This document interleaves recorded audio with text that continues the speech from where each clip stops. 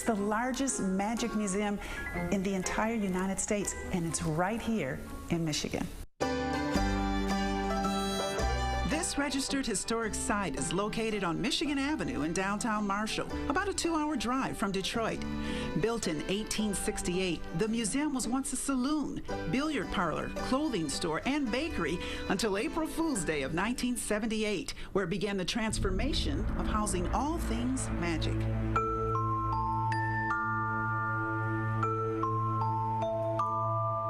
Here you will find the original show posters and memorabilia of some of the world's famous magicians. Our tour guide through this magical experience is magician Ron Carnell. It's not just a collection of artifacts and posters. It's a collection of memories.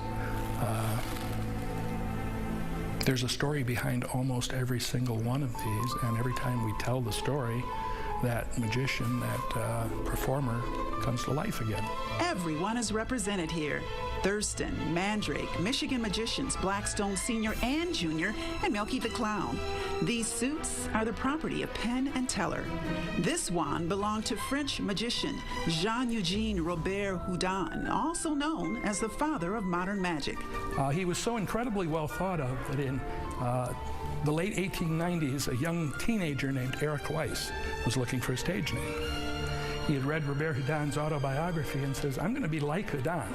And if I add an I onto the end of his name, that means like Houdin. And he became Harry Houdini. From 1897 to his death in Detroit in 1926, Harry Houdini was a rock star, performing daring escape acts, locked and chained underwater in tiny containers, like this milk can. You might want to try this out. This is the actual size interior of what that milk can is. But now, Harry was a little bit shorter than me. Harry was 5'4". I'm not sure how, you're a little taller than that. I'm probably about 6'1". Yeah. So, but I'm game. Give it a shot. I'll see if I can. Give it a shot, and then when you get in there, you can read to us what it says. Oh, okay. There's no graceful way to do this. Let me get the mic back off. Oh my gosh, it's so tiny. Oh, I don't think I can fit in here. But it says, it's dark in here. Yes, it is. You're underwater, hold your breath. You're wearing handcuffs. How does it feel to be Houdini? How will you escape? Well, I'm gonna escape like this. I'm just gonna get right on. But this is a good idea of what things were like in there. Modern magicians take inspiration from what they learn here and in the private archives across the street. Over 9,000 books on magic are stored there. Carnell says you don't have to be a believer to appreciate the collection. And I think it can change lives. I think it makes people realize that that sense of wonder we started losing when we were 5, 6 years old, it doesn't have to be. You can recapture that. So we leave you with one final trick. I have 5 $1 bills here. You do. This is my allowance for the week. But as I say, people think we should be able to solve all of our problems with magic. Just a snap of the fingers, and those $1 bills all turn into $20 bills. I like that. Oh, except for that one. I'm constantly losing zeros. Oh, funny. That's awesome. From the American Museum of Magic in Marshall, Michigan, I'm Lori Benson. And I'm Ron Carnell. Fox TV. MICHIGANDERMAN, and today I am in Marshall, Michigan, and I'm here to see the Magic Museum, but I feel so alone, and I need to have my partner drive. My bratty brother has got to be here, so I know a little tiny bit of magic. He's something that focus, and get buddy out of bed. Ready? Oh, what the heck? What the hell? What the heck am I? Rob, what the heck? Marshall? How come we doing in Marshall? I thought you'd want to join the Magic Museum with me. Sounds cool to me. Let's go. Let's go.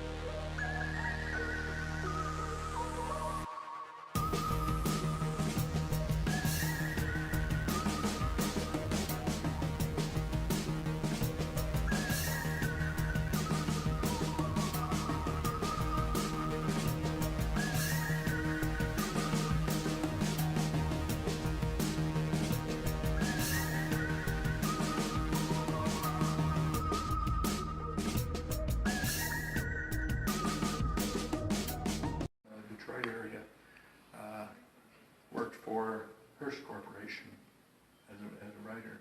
Driving through Marshall, saw this building. It was for sale. It had previously been a bakery. It's well over 100 years old, so it's been many, many things.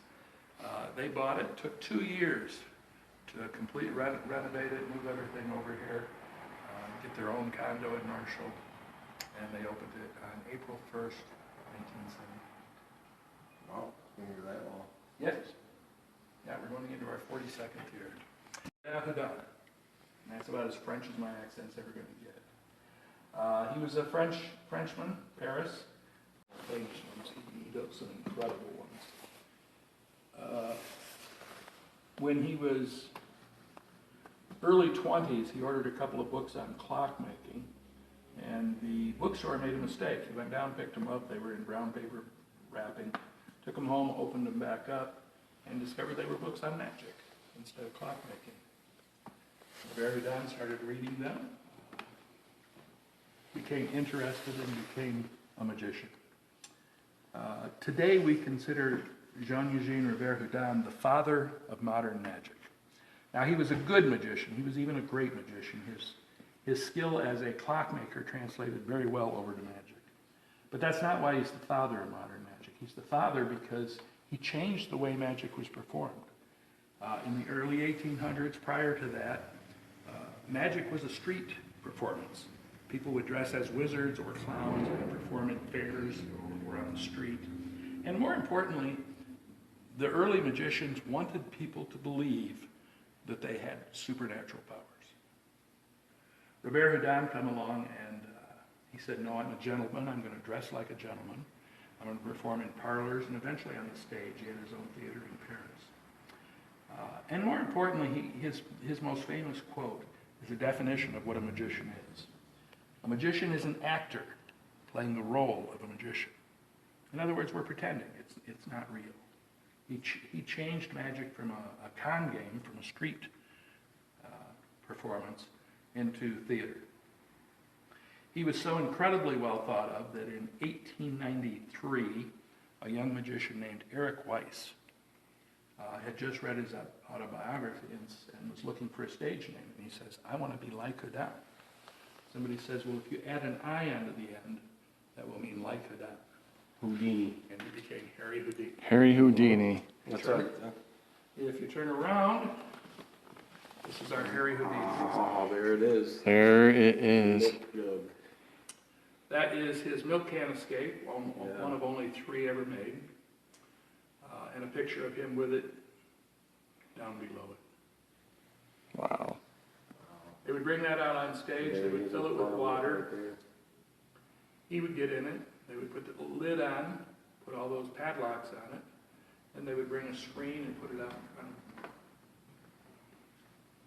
him.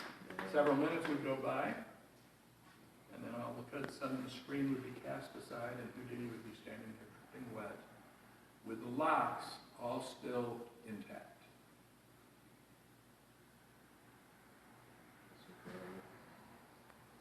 That is so awesome.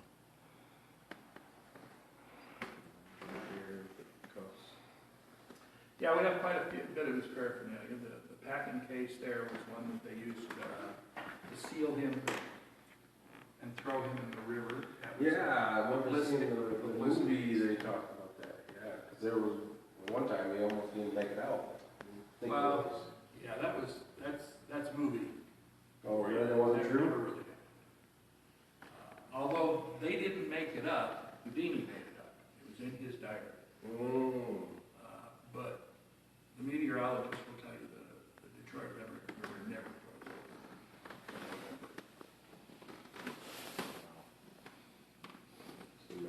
We sent the milk can out on tour with other museums a couple of years ago, and one of them built this over to the right here, the little green thing. That is the exact dimensions of the inside of the milk can. Oh, right there, behind you. Yeah. That's Oh, the wow. dimensions You crawl in of the there milk can. and feel what it's like to be Houdini. You actually crawl in there and feel like it's like Harry Houdini.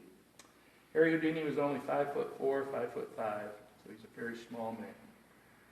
A lot of people cannot fit in there. There's no way I could fit in there. Yeah, I've never I tried. don't think you can fit in there. No. We could squeeze you in there. Hold you up like a Twinkie. October 31st, 1926, in Detroit. Oh, Detroit, yeah. In fact, we have a brick over here from his last performance. Oh, this here? No, right over here. This is the Garrett Theater that's been torn down since then. That was the last place. Oh, that's where he died. Well, he died in the story, but I didn't commit it to memory. I'm sure that's probably That's worth a lot. like something irreplaceable.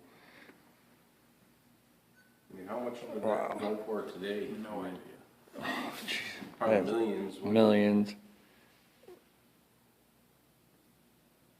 That's just incredible. That is just so. It's like the same condition as it looked like in that picture there. Pretty close. I mean, Did there have been some dings on it. has there been any like restoration on here, or is No, it like we don't generally restore something that lowers the value. right? Well, it used to be right here. You can see something used to be right here. Yeah, Oh yeah. probably. Do got they know what dropped. that was? Probably got dropped or something. Mm-hmm. Well, it just looks like there was like a sticker or something that used to be there. Like maybe his name or something. Maybe they didn't really have stickers back then. Well, I just say you can see where it looks like almost like wording and then this little symbol Yeah. right there. So I'm like wondering if maybe that he had painted on there Houdini or something. What is this thing? Yeah, what's this big cylinder right here? That was Blackstone's imitation, if you will, of the milk cans. Milk can? Oh, it's a lot bigger. Fill that with water, and he'd have to escape from it. I don't know a whole lot about it. So Blackstone escaped from this. Yeah. Harry Blackstone.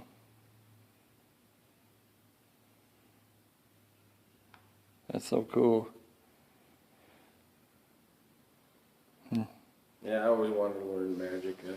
I had a math teacher who used to do magic with us all the time. He'd flip us out, he'd do that. Chavez passed away. He split it up. He gave it to one guy on the East Coast and one guy on the West Coast. The East Coast guy was a guy named Neil Foster, who lived in Colon for years, working for Abbott's. Neil taught the Chavez class of prestidigitation to lots and lots of people here. I know dozens of people who went through his school.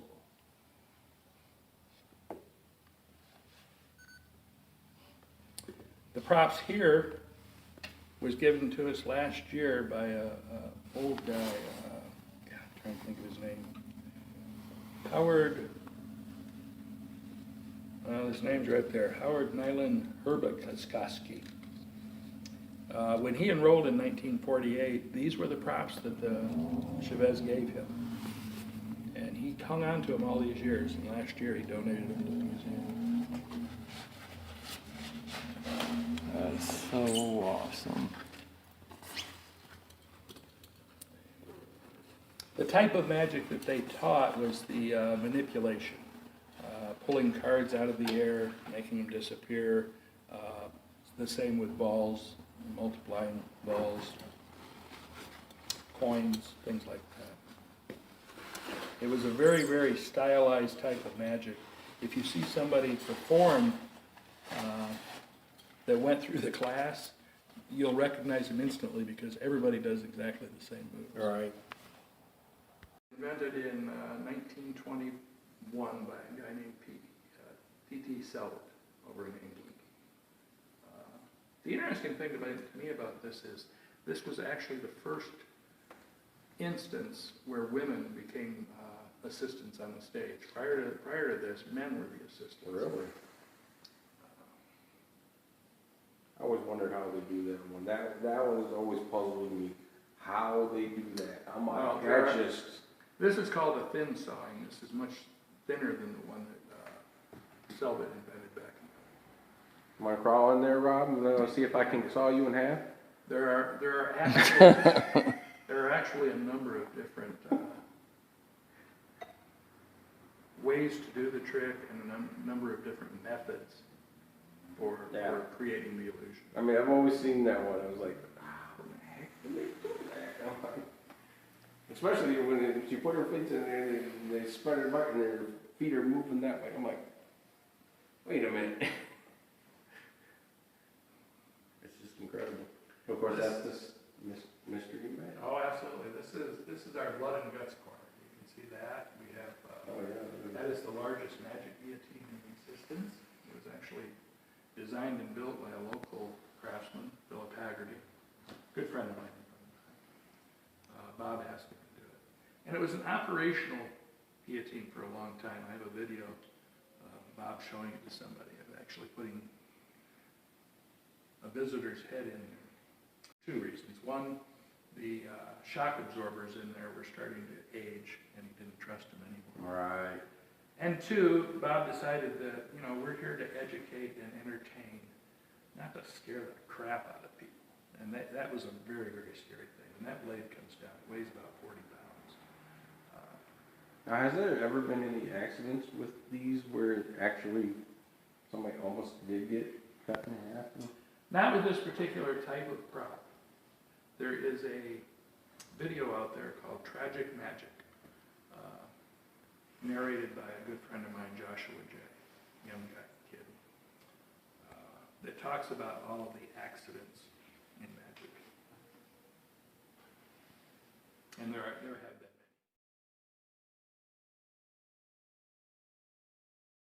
Or suits. Teller has been to the museum here many times. Really? If I had to name the five most knowledgeable men in magic, Teller would be on the list. Yeah. Even though he don't talk, yeah. He really knows his stuff. And anytime he wants to learn about a new magic trick, he wants to know everything there is to know about it. And we have the resources here. So he's been here many times. Used to stay with Bob. Well, that's similar to Roy, isn't it? Yep, Senor Ray. Yep. He died in 2018. Yep. I think both of them are dead now, aren't they? Both. They both did that, I think. Yeah, they were flashing. Senor Ray was called the Liberace of magic. He was very, very good. Leave it to the experts.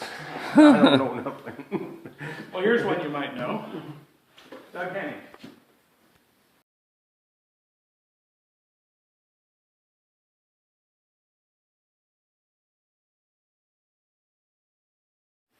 Doug Henning was famous back in the 70s. He was the hippie magician. Long hair. Oh, I remember him. Flamboyantly. Yes. Wow. This was his zigzag effect. He actually did this on TV.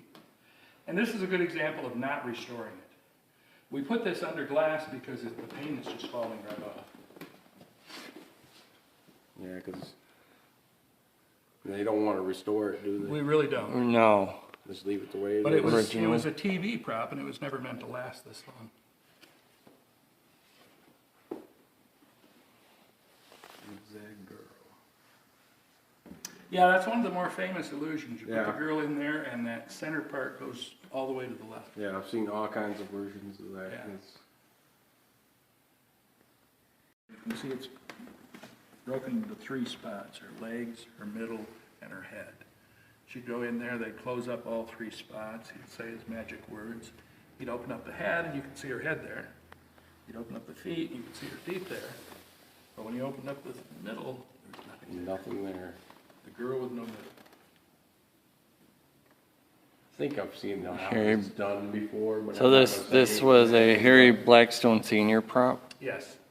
We have other ones. We have one over in the archives, built by a guy named Dorney. Wow. This is a video that normally runs during business hours. It was written in 1584 by Reginald Scott. It's called The Discovery of Witchcraft. It was not written as a treatise on magic. It was actually written to discourage people from killing witches. Right? His whole thing was, they're just doing tricks. Here's how they do these tricks. Stop killing them. Came out in 1584. 2 years later, King James, the same one who sponsored the Bible, came into power. And he very much believed in witchery. In fact, he wrote a big book called Demonology. So he ordered that all of these be burnt, which makes it a fairly rare book today. This is a first edition copy of it. You look that up on the internet, it's worth about $75,000. Wow. I'm backing up. Because I ain't got that kind of money. Interestingly enough, he had them all burned. I don't think it's ever been out of print since then. You can actually buy them on Amazon right now. Newer They're ones. they're just not first edition. And this is the only old one? That's the only one left? Or Oh, no, is there others found? Yeah, there's probably 100 Okay. of them out there. But not much more than that. That's so fast. I'll tell you, it's highly unlikely that the punch caused the appendix to burst. It's much more likely, and this is kind of my personal opinion, that he was in pain from the appendix, but he attributed it to being hit. So he didn't get help in time. I think they did talk about that. He said even before he was performing, he wasn't feeling. Yeah, his final performance here at Garrick Theater, he was running 104-degree temperature. Got through the show. It probably was not his best show ever. And then they rushed him to the hospital where they diagnosed it as a burst appendicitis. He was there about a week, 2 operations, and I say died about a little after 2 o'clock in the afternoon on Halloween. Oh wow, I've never heard of this. Houdini Monopoly. Look at that. It's actually fairly new. They just came out with it. Oh, they just recently came out with that? Yeah, just a year or 2 ago. You can't escape the fun. Every Saturday during our open season, from April through November, every Saturday at 1 o'clock, a magician from somewhere comes in and performs there. Oh wow. That's cool. Free admission, free with your paid admission. That's awesome. You'll have to excuse some of the clutter around here. We are closed and they are moving things around. It's a winter time. Yeah. This is a brand new exhibit. We opened it up last spring. June Horowitz. She was 104 years old in that picture. She's up there with me. She was the first woman president of the International Brotherhood of Magicians. There is a ring, which is the local clubs.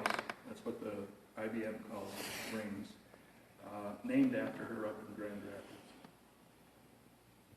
That's cool. She kind of broke the glass ceiling for women in magic.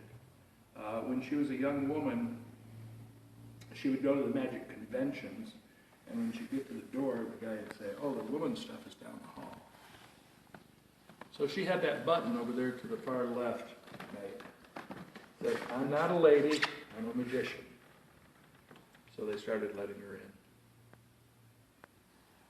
Yeah, because most of them, they consider them just the assistants and stuff like Exactly. that. Now there's all kinds of women in magic. A lot more than there ever was before. Look at this. That is awesome. Carter the Great. That's cool.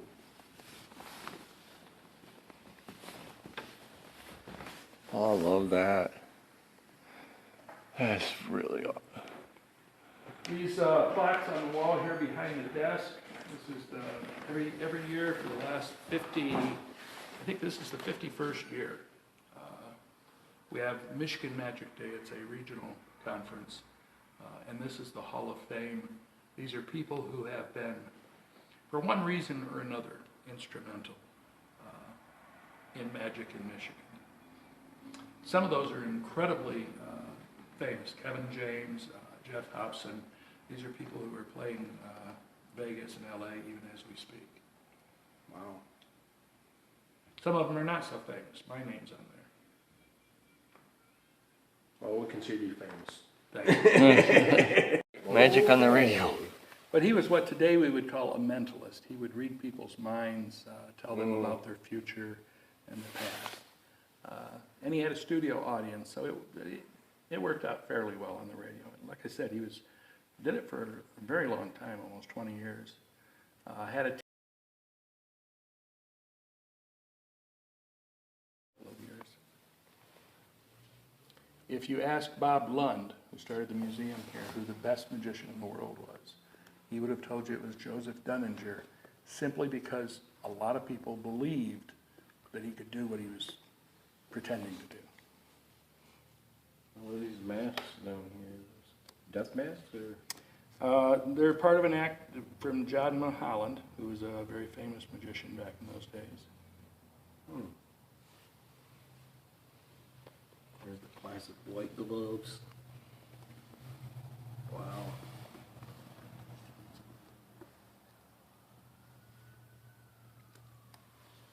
This is just incredible. These are all original paintings and lithographs.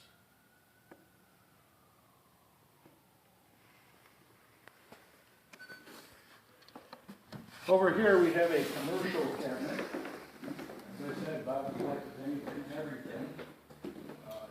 Tide or Kellogg's came out with magic on the thing. Bob collected. Yep. Or is that just No, free magic trick for three magic trick and tie? Yep. The stain disappeared. Lots and lots of cereal. Oh, yeah, cereal.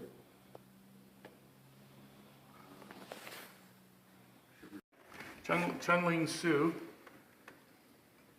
performed primarily in Europe. He was incredibly famous for about 20 years. He was one of the best known performers.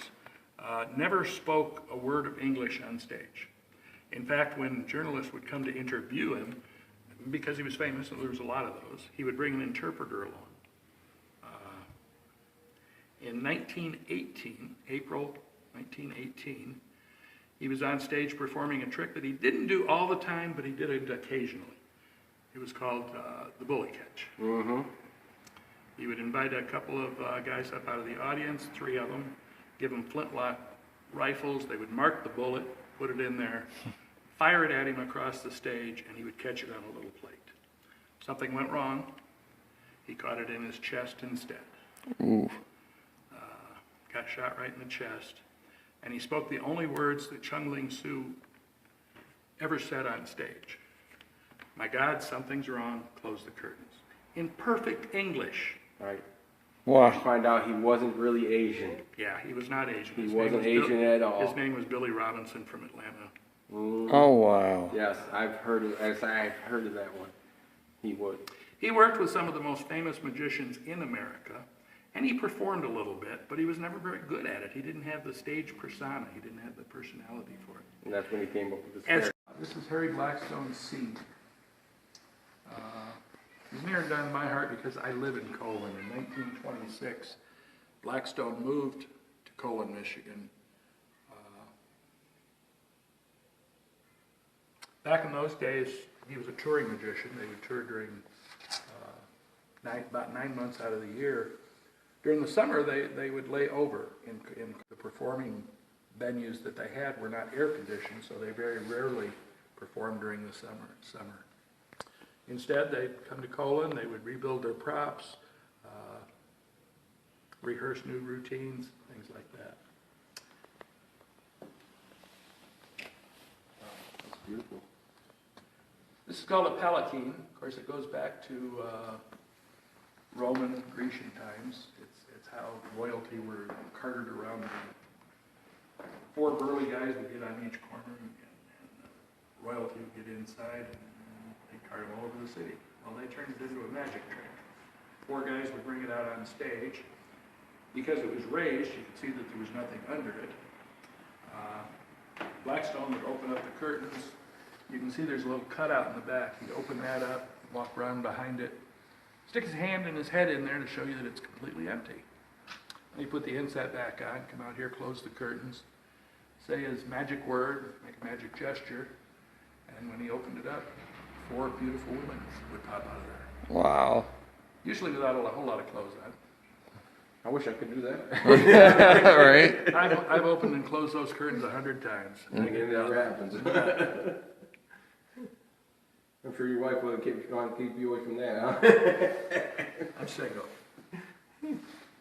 That's In part awesome. Because of that. Blackstone had all of his cases painted orange. They would travel all over the country, and they were very often in venues, stages and what have you, with other performers.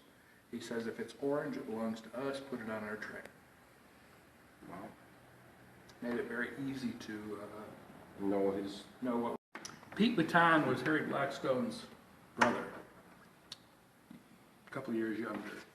They had performed together as teenagers, but it became very evident very quickly that Harry was the stage presence. He really knew how to handle himself on the stage. Pete became the stage manager. It has everything in here that he needed to keep the show running while they were on the road. About 540 pounds, and this went everywhere they went. Still has all of his original tools, all of his original parts. That is so cool.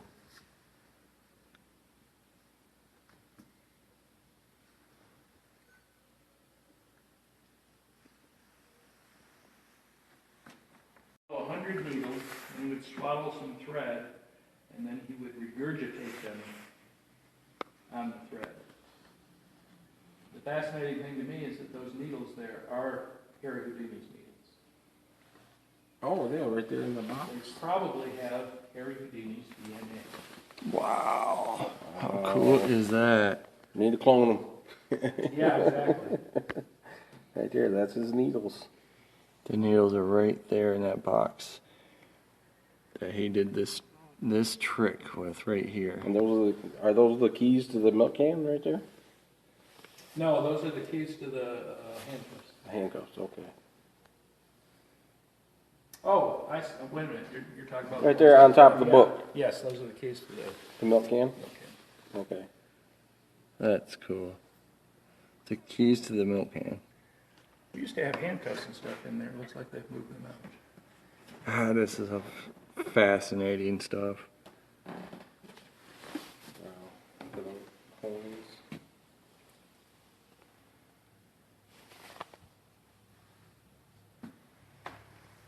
Right here, I'm gonna get a picture of this. His daughter's, his son. This was a prop used in some way by Harry Blackstone, Has a couple of daughters, Bellamy. and they don't know a whole much about it. So if anybody in the comments knows anything about Harry Blackstone and this cross, leave me a comment below. I definitely would appreciate it. I wonder whatever happened to their family. Yeah. You know, like, oh, come on, like, they was talking all the time, the fathers. Are their families there? It seemed like they would be, like, you know, they're like, they would have, like, people from their family to show up, or sure, you know. You know, and that's why one of those, you know, in the show. Are these all original? These are all original posters. Wow. No facsimiles or reproductions. All original magic posters.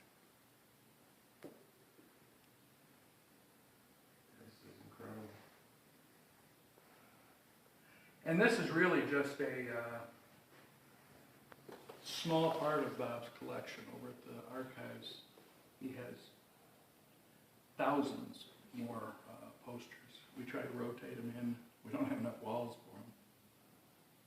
Now this cannon here, is that the one where they used to shoot it into the guy's belly? Or the Exactly. Cannonball? Exactly. That's what I thought.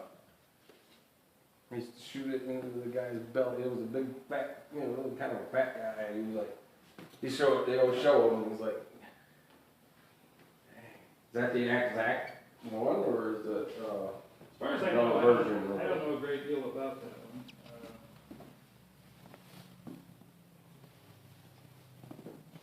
I know a little bit about magic.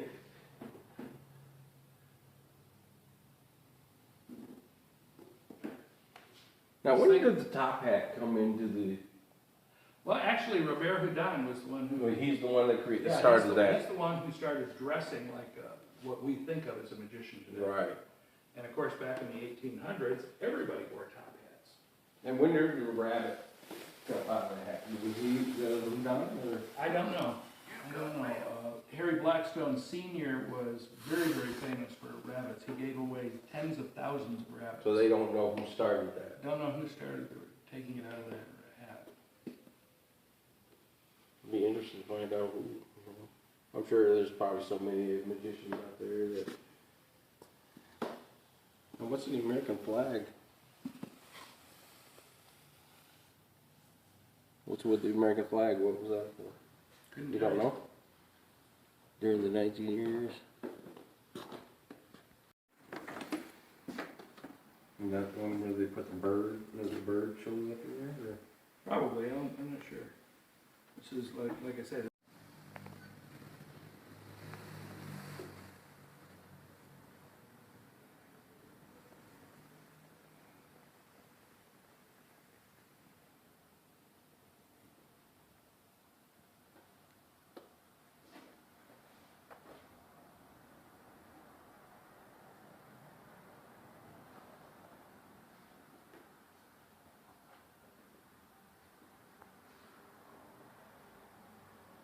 Do you have anything from like P.T. Barnum or anything here?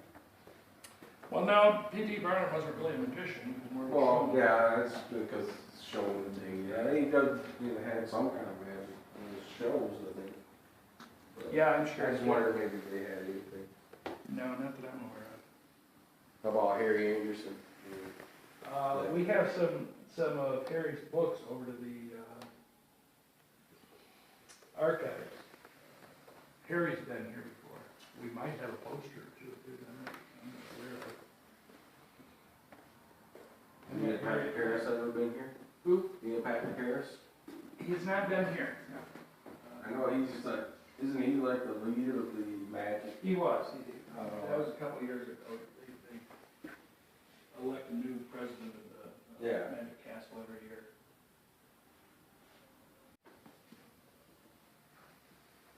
There are actually many, many, many Hollywood stars who are either interested in magic or were a magician at one time. Johnny Carson started out as a magician. Really? I never knew that one. That's why when he had the Tonight Show, you would see magicians on there all the time. He was a very nice magician. In fact, that's where Harry Anderson really got his start. Also a band leader, and that's what he's best known for. I knew his son, Bill Watson, and Bill did a little bit of magic, but that was not his career by any means. Wow. He was from Jackson, Michigan. Yeah, moved to, his parents died, he moved to Colon when he was 7 years old, which would have been about 1903. Oh, there's a poster up there, St. Fibber Roy. The one I thought was that coat. See, that's what I'm saying. You see why I thought that was his coat. I mean, that's basically kind of the same thing he's wearing right there. They were very flashy. You know. See, they're both about dead, aren't they? Don't they both die? I thought they both died. No, they're both alive. I thought one died. No, he was mauled, He got mauled. but he I thought lived. one of them died just recently. Nope. I saw them in Vegas about 10 years ago. They were being honored by a magician. I thought they died. Those are figurines that Bob had built of famous magicians that he liked. Wow. Oh, is that the poster over there of Harry Houdini's Chinese torture chamber? Looks like it, doesn't it? Yeah. But They say where he's hanging upside down. It's obviously not American. But yes, that's definitely the water. Torture Chinese torture chamber.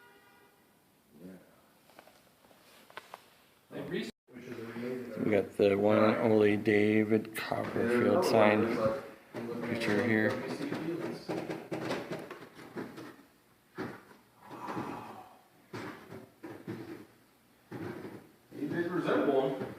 Yeah.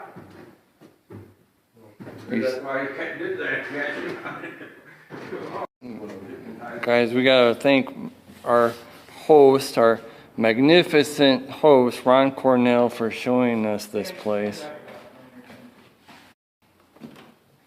I'll show you how this works. This is an old illusion. It's clear back to leave it. I'm going to turn it on and you're going to stare right at the center. Don't take your eyes off the center of that.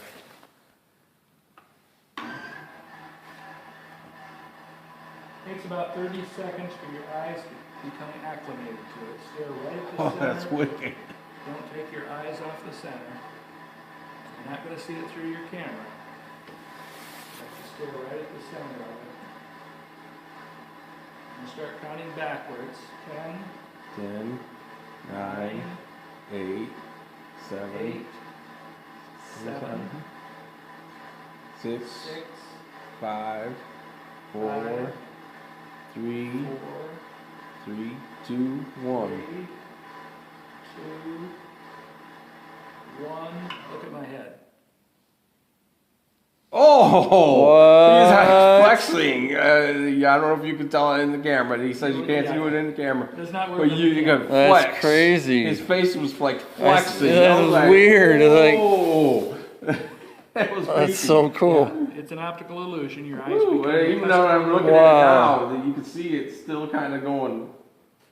That's oh, see, it still looks like it's moving. Right, that's what I said. It's still, to me, it looks like it's still moving.